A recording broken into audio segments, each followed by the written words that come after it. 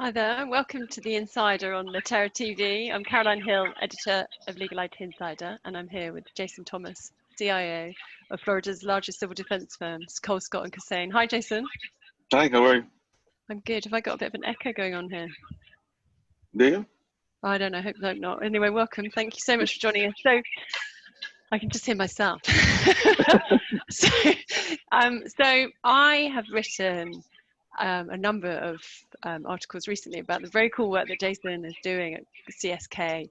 But it's really during the Black Lives Matter protests that we got to know each other better. And Jason is, I'm sure many people would attest, extraordinarily wise counsel. And I'm so grateful, Jason, that you're here to join us today, join me today, the royal us, to talk about improving racial diversity within the legal profession. And by that, we don't mean just within the lawyers part of it, but the whole organization, but law firms as a whole. So thank you. I just want to say I'm really grateful for you joining me. Tell me about you. So I know you, but it would be really great if you've been in the industry about 4 years. It would be brilliant if you could just describe, before we get into some of the details of the discussion, about a bit more about your career background and where you were before you joined CSK. Sure. I started my career in the consulting. I worked for a managed service provider for 12, 13 years, and a lot of my customer base was actually in life sciences and biotech. So I have a heart for that industry for sure. I worked at least 10 different startups in different phases of clinical stages. So as an IT support person. And then from there, I had a brief stint in construction for about 6 months, and then I made a move from Boston to Orlando, and that's where I landed this job at CSK as the CIO, and so I've been there about 4.5 years now. 4.5, okay. How do you find the legal profession compared to other sectors in terms of speaking as a person of color? Like, what would you say your experience are like comparatively, in terms of, perhaps going to functions, we've talked about going to ILTA, etc. I don't think it's any different than at least I didn't find it to be any different than any other industry as far as tech in general, and as far as the legal vertical versus, like I said, life sciences, pharma. It could do a lot better job of being more diverse in our community and hiring practices, especially in tech. When I think I've been to 2 ILTAs now, and needless to say, it's very obvious there's a disparity in, especially for people of color in the industry. I mean, I would say I probably at this point have met at least all the CIOs that are African American, or we at least are acquainted with each other. So it's very, very small. Yeah, and you were mentioning, so we talked about an advisory group as well, a vendor advisory group. I think you had similar experiences. Yeah, I'm part of a couple customer advisory boards, and one of them, there was probably, if I recall, 50 to 70 CIOs across the nation, actually internationally as well. So, but it was very clear, very obvious. I was the only one out of 60, 70 that was actually a person of color, let alone a minority in the group. There was definitely a good mix of females in that group, but definitely no people of color in the group. Yeah, and so I know one of the things. So obviously, we've had a lot of discussions during the Black Lives Matter process, and I'm really hopeful that we can continue that dialogue. But one of the things I wanted to raise before we sort of address some of the positive and negative issues is that you're very keen that it's not political. Is that right? Fair to say that you see this as I think it's quite important to stress to people that we want to depoliticize this conversation, that this is, or I won't speak for you. Yeah, no, I think in general, could make the world a better place if we depoliticize everything that we're politicizing right now, and especially in the States. It seems everything, any and every topic is somehow politicized, and it becomes right versus left, and that's not this. This is definitely a humanitarian issue. In Massachusetts, actually, our governor declared it as a public health issue, which exactly is what it is. Whether it's racism and systematic racism, it's a huge problem, and it has nothing. Politics control some of it, but it's more than just politics. Yeah, right. And important that people can feel free and open to discuss it, right? I think that's the only way. If it becomes too political, it becomes even more challenging for people to talk and have dialogue, which I think the important thing is that we keep talking. So during the Black Lives Matter protests, I think there were some areas of progress that I saw, that I was sort of thinking in advance of this conversation. There was the 25th of June, 125 law firms, US law firms signed up to the Law Firm Anti-Racism Alliance, which was hosted on Skadden's website. Then in July, 17 law firms signed up to the Race Fairness Commitment, and they were talking about better metrics, which I'll come back to. Cooley pledged money to the Equal Justice Initiative. Gibson Dunn contributed 100,000. But these were, I think the commitments to me seem to be very much about the lawyers. Is that fair to say, rather than about the organization as a whole? It usually is, and I'm not. I think it's great that they're doing that, but obviously it's easier to do it on the with lawyers, just because one, it's very public facing. So typically when you go to a law firm's website, it's going to be lawyers listed. You usually don't see any of the staff or any other employees on the site. Two, when we run statistics in legal, especially, everything's based on the lawyers. What percentage of lawyers is this? What, et cetera, et cetera. What percentage of the partners are from a minority group or people of color? What percentage are women? They don't talk about the rest of the firm typically. Yeah. Which I find really bizarre, because I mean, if you think about, I don't know enough about. So within a corporate, I can't imagine that within a corporate organization you would have, just only. I mean, I understand that the law firms are partnerships, and a lot of it comes down to the origins, etc. But I can't imagine that in most outside of professional services, there would be organizations that would, quite frankly, get away with differentiating in that way, right? Yeah. It's one of those things that's been accepted, I think, for a period of time because of the way the partnerships have grown and obviously the way that revenue is generated. But I think it's kind of come to, sort of it's reached. It's a habit. It's like a cultural. It's just part of the industry. It's a habit hard to break, I guess, or to break out of. Everything surrounds the lawyers. It's all about the lawyers, obviously. So. Because of that, but then again, the industry, that's how they run statistics against us. Nobody cares about how many people on my team and what their diversity makeup is. No one cares. It's just which is crazy when you think about, especially now that we see the program. I mean, you shouldn't really have to come up with excuses as to why it matters about diversity, but when you see the progress, looking at how legal technology is contributing to client, to client happiness, etc. And we'll come on to talk about clients later. But I think that. It's kind of extraordinary, but anyway. But you mentioned that. So you think with all of those measures that the firms have been taking, you said it's very positive. Did you look at it in that way, that the steps that they've been taking in terms of those commitments, some of the commitments that I mentioned, did you see that presumably as a positive thing, albeit that it's kind of a start? I think it's a good start, and yeah, I mean, it's definitely in the right direction. What we do when things are hot, everybody wants to jump on the train, and then when things start cooling down, then these initiatives sometimes, what I would warn is, let's not turn this into like a short-term project.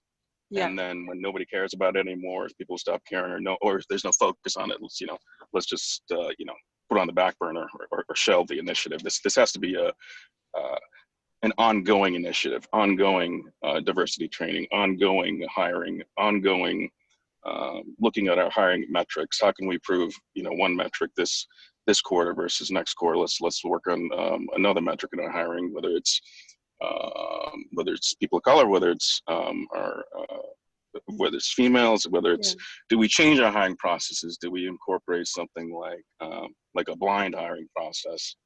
Because look, all of us have our own biases, and we've had that one experience with one group, and we see a name or we see something on the resume that kind of turns us off, and we just toss it to the side. We don't think it's a big deal, but it's a huge deal, especially in tech. It's a very small percentage. I think last time I looked at that, I think at least it was less than 5% in Silicon Valley when it comes to African Americans, and Yeah. maybe less than 1% CEOs who are African American. Yeah, it's mad. It's mad. Did you think? I mean, yeah. So no, I was looking at so Legal Week did a survey of quite recently of top 50 law firms, and I pulled out the stats in advance of this call, and only 1% of the top 50 who answered, 1% are black, with several firms refusing to provide data. Cooley, Clifford Chance, and Latham and Watkins came out top, but black lawyers account for less than 5% at each of them. At 15 of the firms, they account for less than 2%. Of 33 firms that offered information, around 2/3 that they have no black partners in their UK offices. Sorry, so this was, and then. Yeah, so that was so Legal Week that was in the UK, and then there have been similar studies in the US. Is that right? I think that's sort of roughly accords with the US stats. I mean, obviously a lot of those firms are international anyway, but those stats, yeah, probably pretty in line with what we see here in the States. I think it's across the board what you would see. I haven't seen that I haven't seen those type of stats, at least in legal, for at least just the tech sector. But yeah, just across the board, sure, that makes sense. Yeah. What metrics do you think ought to be required right now? Are there metrics that you say? I mean, I understand that there's much more depth and complexity, but are there metrics that you think that all firms should commit to, and again, meaningfully commit to right now? Yeah, right now is definitely time. We definitely need to commit to, obviously, diversity in general across the, whether it's male, female, minority. Let's start with one. Right? I mean, right now, Black lives is what matters right now, and what that's an important focus for us right now. And let's start with that metric. Let's improve our hiring of African Americans. And one thing, it's not as simple as, we can't hire the same way that we used to. We can't just take in a stack of resumes and hope somebody in there is going to meet that criteria. It's you got to make a little effort. So I'm asked often, like, how do you find them? I'm like, well, you just have to look, and then you have to know whether it's employee referrals are the best, right? I mean, those are typically where you find your best employees, at least from what I've seen. From where? Sorry, from employee referrals. Oh, okay, yeah. Go ahead. No, sorry. Carry on. The employee referrals, number one. Number two, there's networks out there. Three, I mean, it's tough this year, but there's other tech conferences that are out there that you can easily find folks that meet the criteria, whether they're Black, Hispanic, whatever it is. I was at last year, I went to DEF CON, I went to Black Hat, both of those. I mean, DEF CON's probably 30,000 people in tech. Black Hat was another 20,000. They're there and they're around, and they're definitely, they're definitely looking. They just want someone to give them a chance, to give them a shot. And the other part of it is, you definitely need to have an initiative and show potential hires that your company is making an effort towards diversity. What you don't want is a website full of pictures of people that don't look anything like them and with no indication of having any type of diversity effort. And then you wonder why I can't find anybody. There's people look at that now. I mean, we have access to everything, access to data, access to statistics, and we all know what kind of people companies are hiring and who's comfortable where, et cetera, et cetera. So it's a real multi-pronged, isn't it? Like, so in terms of and I've seen this in terms of the female space. So with it's really fascinating in terms of putting adverts out there. You might think that it's just one-dimensional, but actually the language that this is applicable to women, not necessarily racial diversity, but the language that you use, could be very much appealing to men. So I've seen how, you need to be really thinking that. I think probably it takes, for law firms to commit to certain amounts of training and also bringing in expertise from people who can guide them, right, in terms of really understanding how to reach people that they haven't been reaching, and how to understand the bias within their own organizations. Yeah, it's exactly like what you said. Just when you're trying to hire a female, when everything in the resume is masculine, usage of words, I mean, it's already a turnoff right there. It's not how you attract females to your firm, or I didn't know about this though. I mean, I yeah. had a talk from a brilliant head of diversity, formerly at DLA, and she explained that the language, and she was explaining how there's now tools that you can use in order to make the language neutral. All of these things that I was completely unaware of, and that certain things like go getting, Yeah, he will do this, Oh and yeah, he yeah. will have the this many users, and he. Right, or even just like and then you, yeah. Yeah, sorry, yeah. No, go ahead. I keep interrupting you. I'm a great interviewer.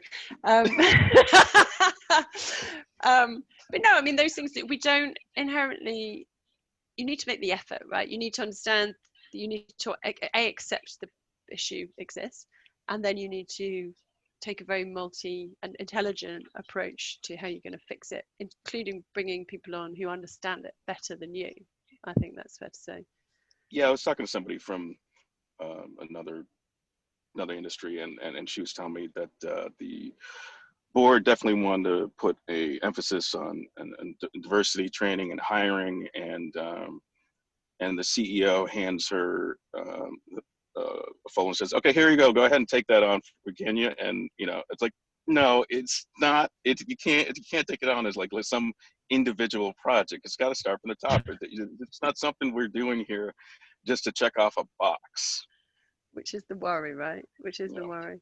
I mean, this project that Skadden are doing, they have very ambitious goals. I was having this is the Anti-Racism Alliance, and they said that it's not just about individual assaults, but leveraging the resources of the private bar I mean, this is very, very written in very legal language, if you ask me, but the resources of the private bar to amplify the voices of communities and individuals oppressed by racism, which means use all of our talents together to help people. But I thought, and they were talking about coordinating as a network of organizations, which seemed to me to be the right approach.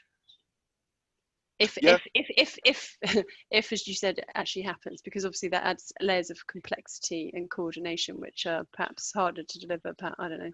It seems to be the right, rather than, as you said, trying to make it some individuals' efforts, which is far bigger than all of us.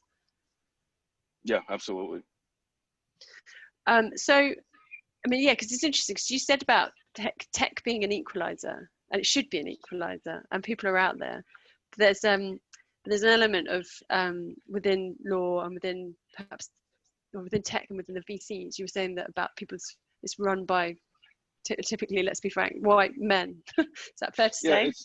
I got that. Yeah, I was reading an interview with Corey Thomas, who's the CEO of Rapid7 here in Boston. He's a wildly successful tech company, and he was saying, coming up in the industry, someone gave him a shot at the company, and when he finally became CEO, he went to go look for funding from VCs, and they wouldn't even give him the time of day. And he's one of the few Black CEOs in America, maybe that part of that 1%. And he said someone had to give him a shot, and they gave it to him. He said now, years later, the same VCs that wouldn't provide him funding for Rapid7 actually now have approached him to invest in the company. So it's very clear what's going on there. They saw him, they just didn't take him seriously. And that's a huge problem in the issue. And that's just Silicon Valley. And yeah, where all the VCs, they all look the same. They're all the same. They're part of that same bro culture. So. And I guess there's a big mirror of that. Let's be frank, within the legal industry. Yeah, for sure. Like my CEO decided to give me a shot. That's the only reason why I'm where I'm at, and why I've been successful. He gives me tools to do what I need to do, and he trusts my instinct. Not that we don't disagree on things, but especially during, and I'm sure a lot of the CIOs and tech teams can definitely attest that. Thank God for the technology that we put in months and years ago before COVID-19 hit, because I mean, right now, we're running the world of legal through tech. Now everybody needs technology, whereas before it was just kind of a sinkhole. Now it's now it's a huge part of our investments, and it paid off. And it wasn't, some of it was just luck, and some of it was good planning. It's a little bit of everything, right? You can't say that I wouldn't say, or I don't think any one of us would say, hey, it's because of, because we had great ideas is the reason why that we were able to survive. It's just a lot of forward planning, a little bit of luck, and definitely the network, the community. I will say the legal tech community is amazing. They're very helpful. They're very always willing to lend a hand, no matter how busy they are or what's going on. It's really neat. It's a large but small community.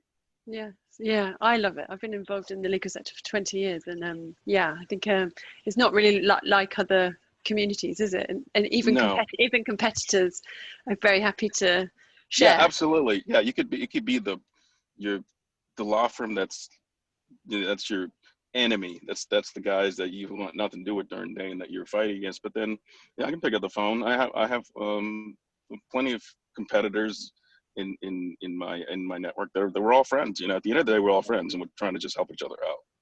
Which, from a network perspective, in terms of delivering, in terms of working together, should help, right? I mean, that's quite an unusual community. And actually, if we can, going back to the topic of improving racial diversity, that should be able to be of a massive help. If we actually put that network to better use, I think that could definitely be something that we should be doing better. Yeah, that's why there needs to be an initiative, a diversity hiring initiative within the firms themselves, as well as within each interdepartmental. So within tech itself, we need to say, hey, we need to do a better job of hiring people of color and minorities, and not just, hey, I need a system admin with this many years experience, and then that's it. We gotta kind of think beyond that. Long term and short term, and I guess maybe a little bit going out in the same way as they do with women in tech, where you've got people going into schools and talking to girls about STEM subjects and how it's not for boys. And I think it takes all of that kind of multi-layered approach in terms of, is that right? So long term and short term, you can't just be like, expecting change overnight, but at the same time, you need to set pretty strong goals, right? Like that are absolutely meaningful. And you've got your short term, and then your long term. You can't turn this. It can't be just some overnight project. You're not going to see droves of people just coming in because you started some diversity program. There's efforts involved. But okay. So I just want to talk about the clients, and I think we should, before we run out of time. But then I think we should maybe put together just some thoughts about, because I know you have quite strong views on we should put some very short-term goals. But before we come on to that, so you shouldn't need diversity should just be a given, but one of the big drivers, as we both have discussed, is that clients are now asking for diversity stats in their RFPs. And I think there's a couple of examples in particular, but is that something that you're seeing directly? Obviously you'll have heard about the same examples, but what are you seeing from the client? Yep, we're starting to see it already, especially with some of the larger clients. They're asking the question, very specific questions about diversity. What percentage is female? What percentage is people of color? What percentage, et cetera, et cetera. I equate it to maybe 4 or 5 years ago when we get RFPs for security. It used to be, do you have a firewall and do you use antivirus? And then like boom, boom, check, done. Now it's 100 questions, and it's all about what frameworks you're using and all that. It's the same thing now. Whereas before it might have been, hey, do you have a diversity program in place? Yes, check, done. It's not that anymore. They want to see stats. Yeah. Well, so I pulled off. So Intel. There's two that really jumped out to me. So Intel said beginning January 1st, 2021, it will not retain or use outside law firms in the US that are average or below on diversity. Firms eligible to do legal work for Intel only if, of that date, they meet 2 diversity criteria. At least 21% of the firm's US equity partners are women, and at least 10% of the US equity partners are underrepresented minorities. And then there's a definition of what that means. And Intel's general counsel, Stephen Rogers, has been pretty forthright in his views that has to be met. And then the other one is Microsoft, which has long had a diversity program, but they they reward and track their law firm performance very clearly by a number of different metrics, and they sort of do it by the kind of carrot and the stick by the looks of it. I think presumably would you advocate that kind of more clients taking that approach? Yeah, and we need the bigger corporations to push that. That's where it's going to have. It starts with them. They're going to have the most impact, and the others will follow. I think that's, look, Intel's got a lot of pull. Microsoft's got a lot of pull. So they set the bar and they say, this is what we're going to do. People, all of the companies are going to start doing it. They're going to have to. I mean, and that should be a reason, just because we just want more business. Obviously, we got to do it because it's the right thing. Exactly. But I think this is 100%. But yeah, I guess that you need like we were saying, talking about multi-pronged, but I guess it has to take from all sides, and the client inevitably, they have the wallet, so they always drive, that where they make the demands law firms lessen. So I think there's almost a responsibility amongst the client to recognize that and perhaps apply more pressure than they have done to date, and hopefully it's going in the right direction. Yeah, absolutely. So do you think, where would you like firms to be a year from now? I know that we've talked about having, I think you've got very strong views in terms of, although we need to be understanding of circumstances, at the same time, I think you want to see some pretty firm commitment, don't you, in terms of diversity stats? Is that fair to say?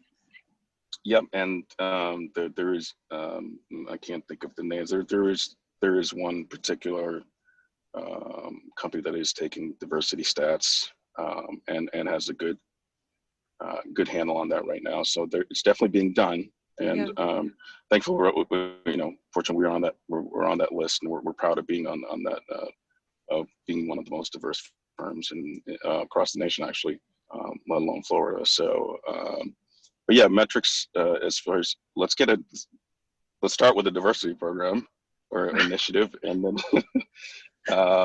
that's not always on the top of everyone's mind, but now's the time to do it when it's hardest. But when it's you start planning now, and like you said, nothing happens overnight. So you got to start somewhere, and whether it's bringing in an outside party to help do that, if you don't have the expertise or the experience to do that, let's bring a third party in to help us develop a plan. Yeah, there's no excuse not to do it. And follow up, right? So I think that, as you already said, it's all very well. I think perhaps we're guilty of this with new technology as well, and people always say, well, did you follow up a year later to see how it was adopted? And the answer is often no.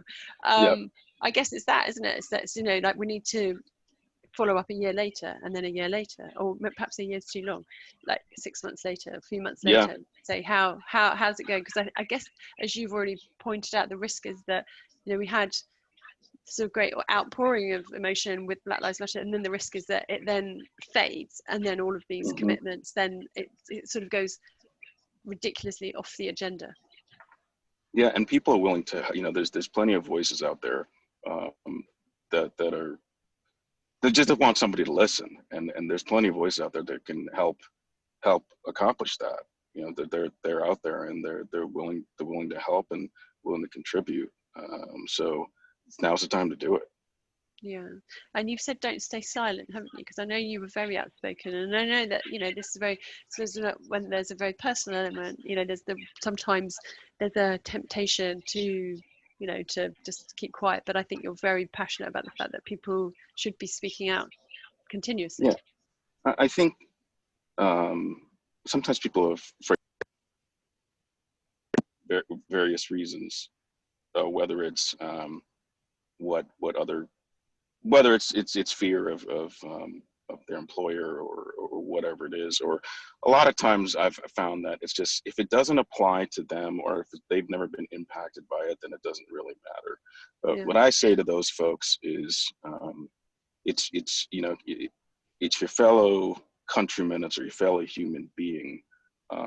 We need to be more empathetic, and we need to stand with those who are oppressed, because right now we live in such a divided society now's not the time to sit in the back and watch what happens. If you have if you have a voice, if you have privilege, you have and if you have any empathetic bone in your body,